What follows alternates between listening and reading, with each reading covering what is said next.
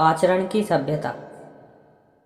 विद्या, कला, कविता, साहित्य, धन और राजस्व से भी आचरण की सभ्यता अधिक ज्योतिषमती है।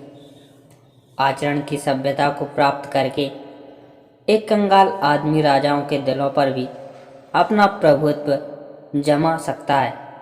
इस सभ्यता के दर्शन से कला, साहित्य और संगीत को अद्भुत सिद्धि प्राप्त होती है। राग अधिक मृदु हो जाता है। विद्या का तीसरा शिव नेत्र खुल जाता है। चित्रकला का मौन राग अलापने लग जाता है। वक्ता चुप हो जाता है। लेखक की लेखनी थम जाती है।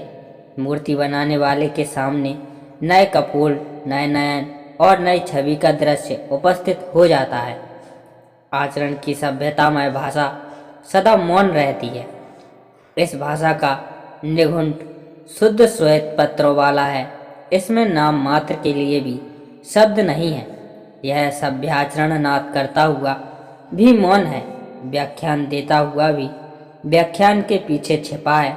राग गाता हुआ भी राग के सुर भीतर पड़ा है।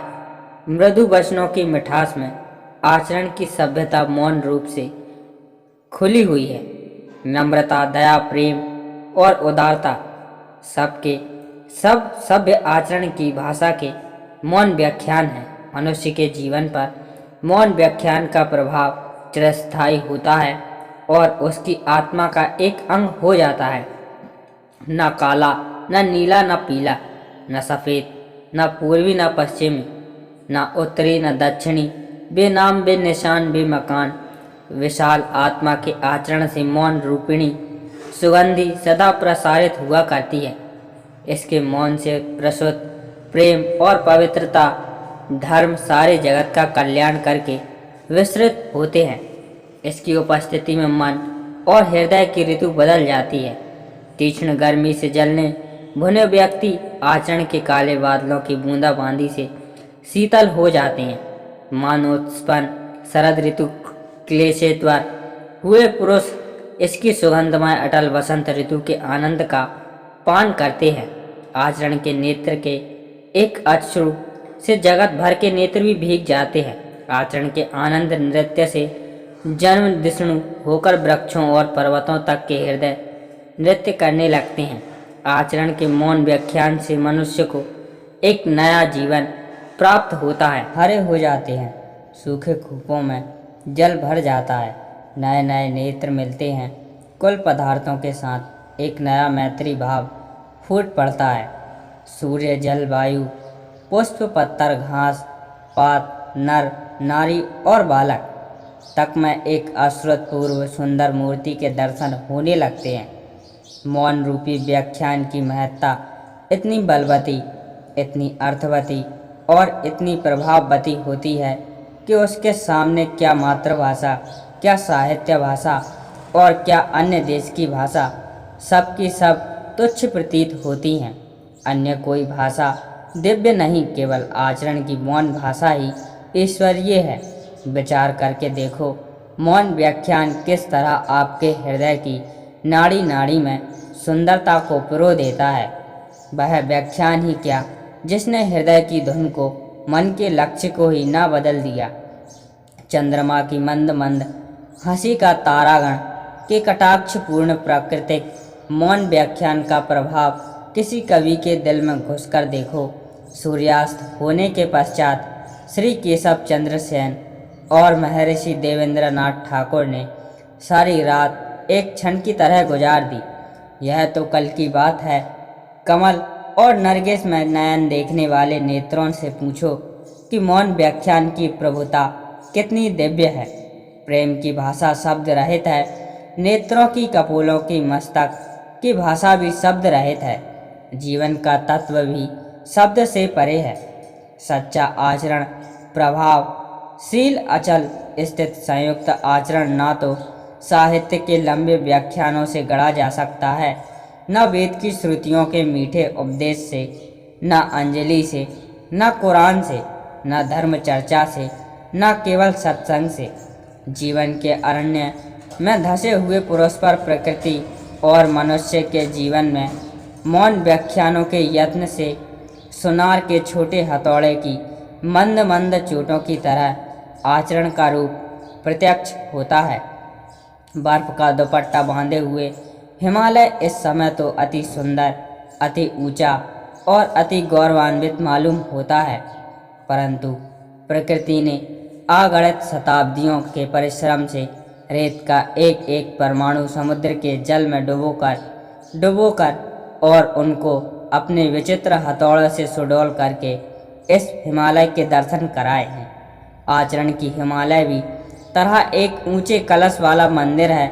यह वह आम का पेड़ नहीं जिसको मदारी एक क्षण में तुम्हारी आंखों में मिट्टी डालकर अपनी हथेली पर जमा दे। इसके बनने में अनंत काल लगा है। पृथ्वी बन गई, सूर्य बन गया, तारागण आकाश में दौड़ने लगे, परंतु अभी तक आचरण के सुंदर रूप के पूर्ण दर्शन नहीं हुए। कहीं कहीं उसकी अतुल्य छटा अवश्य दिखाई दी। पुस्तकों में लिखे हुए नुस्खों से तो और भी अधिक बदतमीजी हो जाती है। सारे वेद और शास्त्र भी यदि घोलकर पी लिए जाएं तो भी आदर्श आचरण की प्राप्ति नहीं होती। आचरण की प्राप्ति की इच्छा रखने वाले को तर्क वितर्क से कुछ भी सहायता नहीं मिलती। शब्द और वाणी तो साधारण जीवन के चौंचले हैं। ये आचरण की गुप्त गुहा में नहीं प्रवेश कर सकते, वहाँ इनका कुछ भी प्रभाव नहीं पड़ता। वेद इस देश के रहने वालों के विश्वास अनुसार ब्रह्मवाणी है, परंतु इतना काल व्यतीत हो जाने पर भी आज तक वे समस्त जगत की भिन्न भिन्न जातियों को संस्कृत भाषा ना बुला सके, ना समझा सके, ना लिख सिखा सके। यह बात हो कैसे? ईश्वर तो सदा मौन है। ईश्वरीय मौन शब्द और भाषा का विषय नहीं, यह केवल आचरण के कान में गुरु मंत्र फूंक सकता है। वह केवल ऋषि के दिल में वेदों का ज्ञान उदय कर सकता है। किसी का आचरण वायु के झोंके से हिल जाए तो हिल जाए, परंतु साहित्य और शब्द की गोलंदाजी और आंधी से उसके सिर के एक वाल तक का बांका ना होना एक साधारण बात है।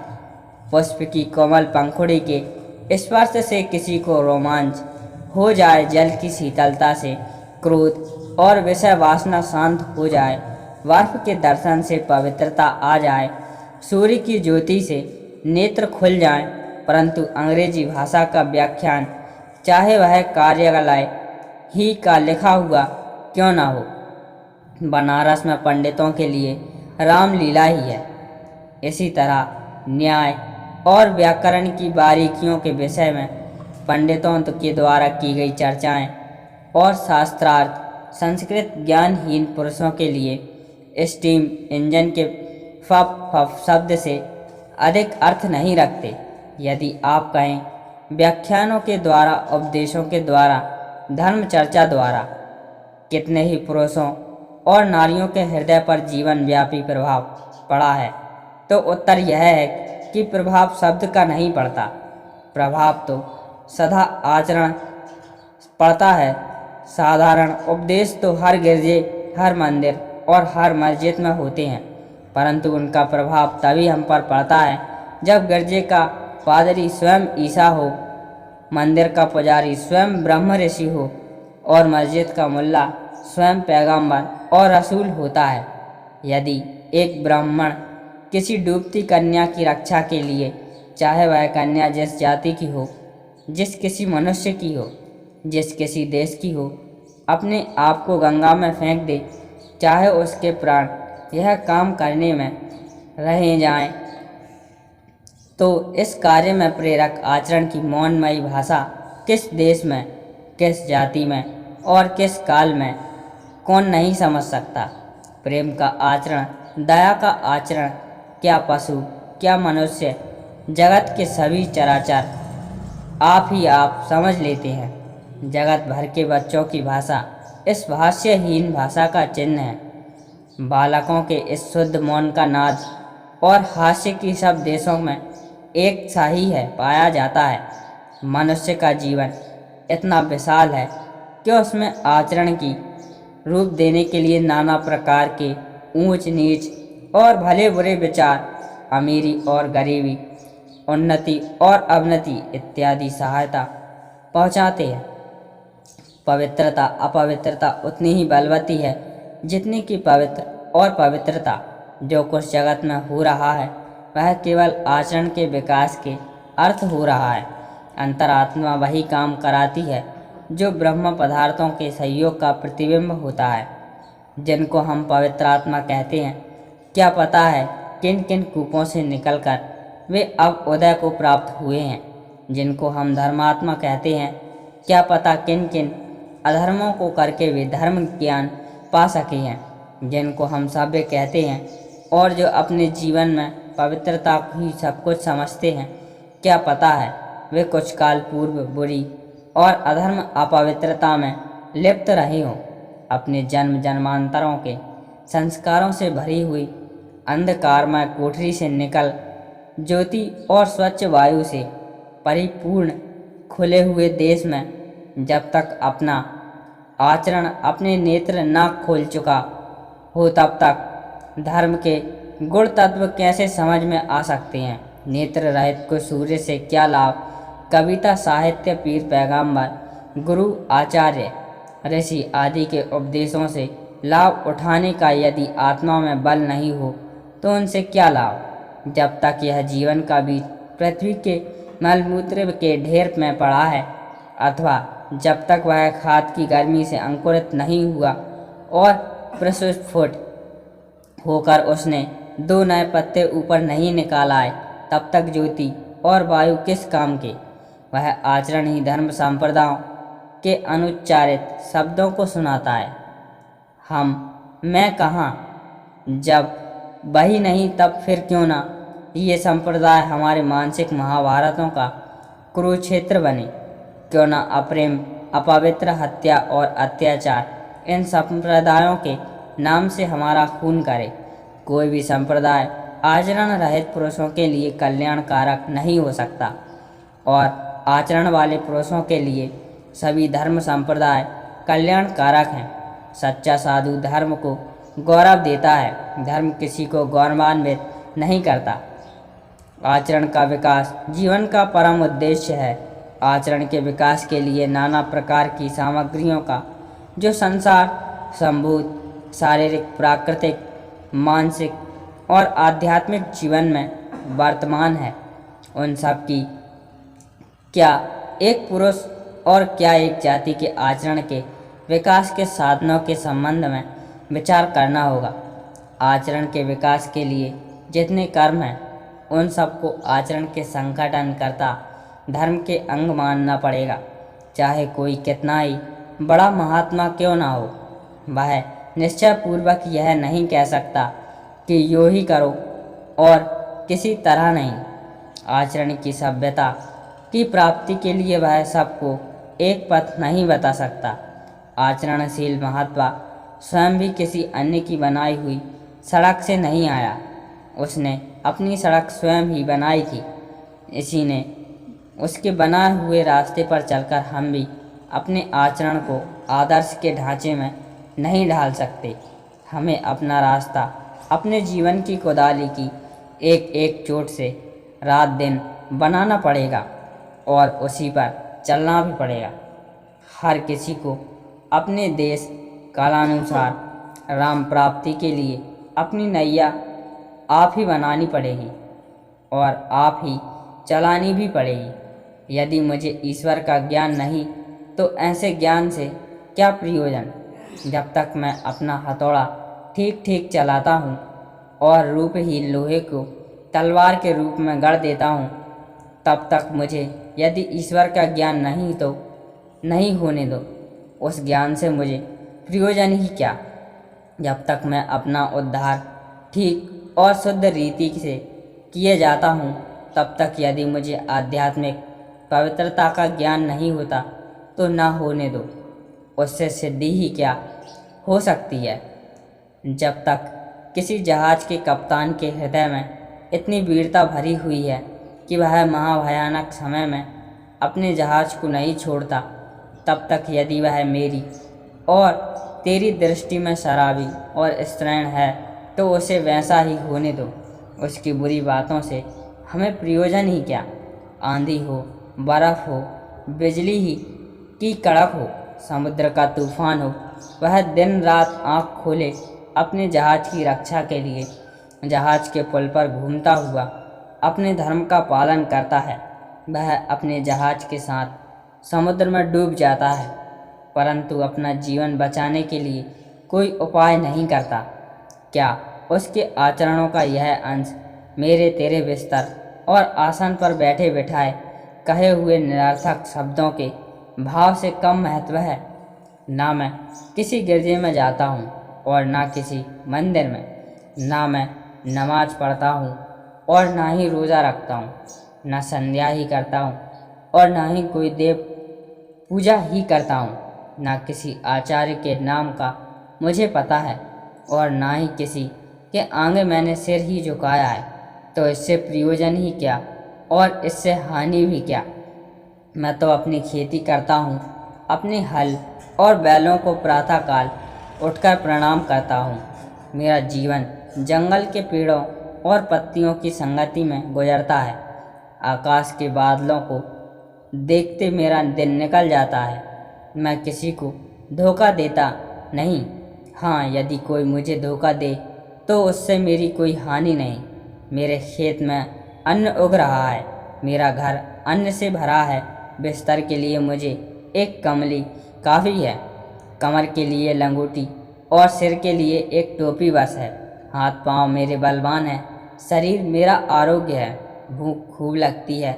बाजरा और मकई, झाज और दही, दूध और मक्खन मुझे और बच्चों को खाने के लिए मिल जाता है। क्या इस किसान की सादगी और सच्चाई में वह मिठास नहीं जिसकी प्राप्ति के लिए भिन्न भिन्न धर्म संप्रदाय लंबी चौड़ी और चिकनी चुपड़ी बातों द्वारा दीक्षा दिया करते हैं? जब साहित्य, संगीत और कला की अति ने रोम के घोड़े को उतारकर मखमल के गद्दों पर लिटा दिया, जब आलस्य और विषय विकार की लपटता ने जंगल और पहाड़ की साफ हवा के असभ्य और उदंड जीवन से रोम वालों का मुख तोड़ मोड़ दिया, तब रोम नरम ताकियों पर और बिस्तरों पर ऐसा सोया कि अब तक न आप जागा और न कोई उसे जगा सका। एंग्लो सैक्सन जाति ने जो उच्च पद प्राप्त किया वह उसने अपने समुद्र, जंगल और पर्वत से संबंध रखने वाले जीवन से ही प्राप्त किया। जाति की उन्नति लड़ने भिड़ने, मरने मारने, लूटने और लुटे जाने, शिकार करने और शिकार होने वाले जीवन का ही परिणाम है। लोग कहते हैं केवल धर्म ही जाति की उन्नति करता है। यह ठीक है, परंतु यह धर्मकुल और जो जाति को उन्नत करता है इस असभ्य, कमीने, पापमय जीवन की गंदी राख के ढेर के ऊपर नहीं उगता है। मंदिरों और गिरजों में मंद मंद टिमटिमाती हुई मोमबत्तियों की रोशनी से यूरोप इस उच्च अवस्था को नहीं पहुंचा। वह कठोर जीवन जिसको देश देशांतरों को ढूंढते फिरते रहने के बिना शांति नहीं मिलती, जिसकी अंत उज्ज्वला दूसरी जातियों को जीतने, लूटने, मारने और उन पर राज करने सकने के बिना मंद नहीं पड़ती। केवल वही विशाल जीवन समुद्र की छाती पर मूंग दलकर और पहाड़ों को फांदकर उनको उस महानता की ओर ले गया और ले जा रहा है।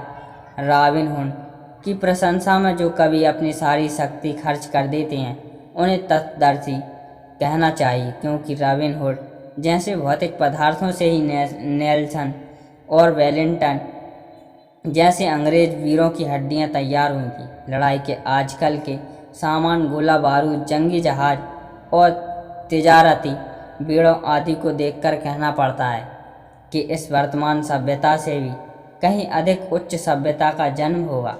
धर्म और आध्यात्मिक विद्या के पौधे को ऐसी आरोग्यवर्धक भूमि देने के लिए जिसमें वह प्रकाश और वायु सदा खिलता रहे, सदा फूलता रहे, सदा फलता रहे, यह आवश्यक है कि बहुत से हाथ एक अनंत प्रकृति के ढेर पर को एकत्रित कर रहे हैं। धर्म की रक्षा के लिए क्षत्रियों को सदा ही कमर बांधे हुए सिपाही बने रहने का भी तो यही अर्थ है।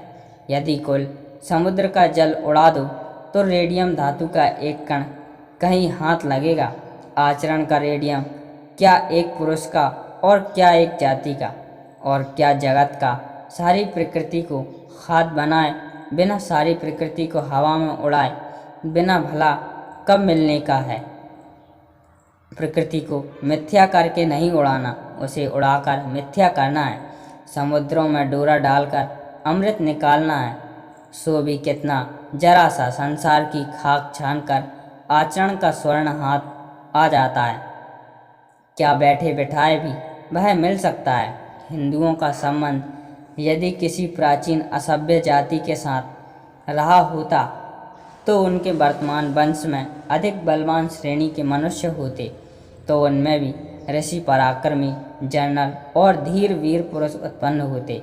आजकल तो वे उपनिषदों के ऋषियों के पवित्रतामय प्रेम के जीवन को देखकर अहंकार के मग्न हो रहे हैं और दिन बर दिन अधोगति की ओर जा रहे हैं। यदि वे किसी जंगली जाति की संतान होते तो उनमें भी ऋषि और बलवान योद्धा होते।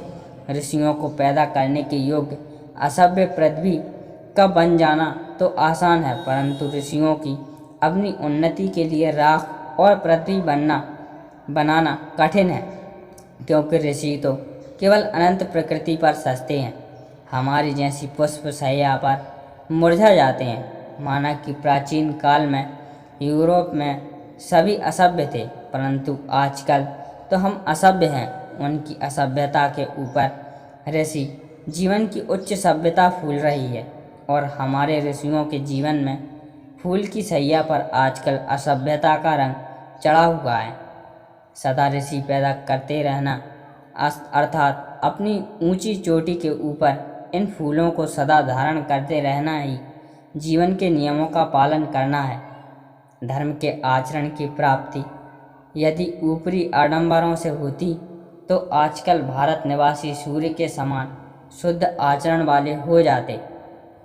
भाई, माला से तो जप नहीं होता, गंगा नहाने से तो तप नहीं होता, पहाड़ों पर चढ़ने से प्राणायाम हुआ करता है, समुद्र में तैरने से नेति धुलती है, आंधी पानी और साधारण जीवन के ऊंच नीच गर्मी सर्दी गरीबी अमीरी को झेलने से तप हुआ करता है। आध्यात्मिक धर्म के स्वप्नों की शोभा तभी भली लगती है जब आदमी अपने जीवन का धर्म पालन करे। खुले समुद्र में अपने जहाज पर बैठकर ही समुद्र की आध्यात्मिक शोभा का विचार होता है। भूखे को तो चंद्र और सूर्य भी केवल आटे की बड़ी बड़ी 2 रोटियों से प्रतीत होता है। कुटिया में ही बैठकर धूप आंधी और बर्फ की दिव्य शोभा का आनंद आ सकता है। प्राकृतिक सभ्यता के आने पर ही मानसिक सभ्यता का आती है और तभी वह स्थिर भी रह सकती है। मानसिक सभ्यता के होने पर ही आचरण सभ्यता की प्राप्ति संभव है और तभी वह स्थिर भी हो सकती है। जब तक निर्धन पुरुष पाप से अपना पेट भरता है तब तक धनवान पुरुष के शुद्ध आचरण की पूरी परीक्षा नहीं। इसी प्रकार जब तक अज्ञानी का आचरण अशुद्ध है तब तक ज्ञानवान के आचरण की पूरी परीक्षा नहीं। तब तक जगत में आचरण की सभ्यता का राज्य नहीं। आचरण की सभ्यता का देश ही निराला है। उसमें न शरीर शारीरिक झगड़े हैं, न मानसिक, न आध्यात्मिक, न उसमें विद्रोह है, न जंग ही का नामो निशान है और न वहाँ कोई ऊंचा है न नीचा, न कोई वहाँ धनवान है और न ही कोई वहाँ निर्धन। वहाँ प्रकृति का नाम नहीं, वहाँ तो प्रेम और एकता का अखंड राज्य रहता है। जिस समय आचरण की सभ्यता संचार में आती है उस समय नीले आकाश से मनुष्य को वेद ध्वनि सुनाई देती है।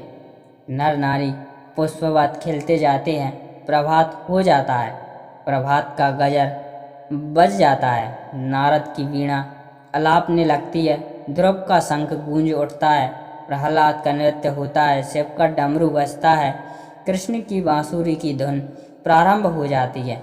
जहाँ ऐसे शब्द होते हैं, जहाँ ऐसे पुरुष रहते हैं, वहाँ ऐसी ज्योति होती है।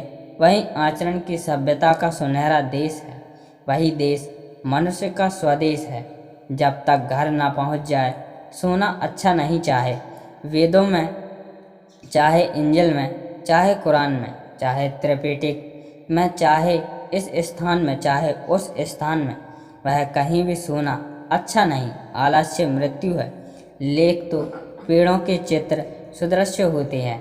पेड़ तो होते ही नहीं जो फल लावें। लेखक ने यह चित्र इसलिए भेजा है कि सरस्वती में चित्र को देखकर शायद कोई असली पेड़ को जाकर देखने का यत्न करे।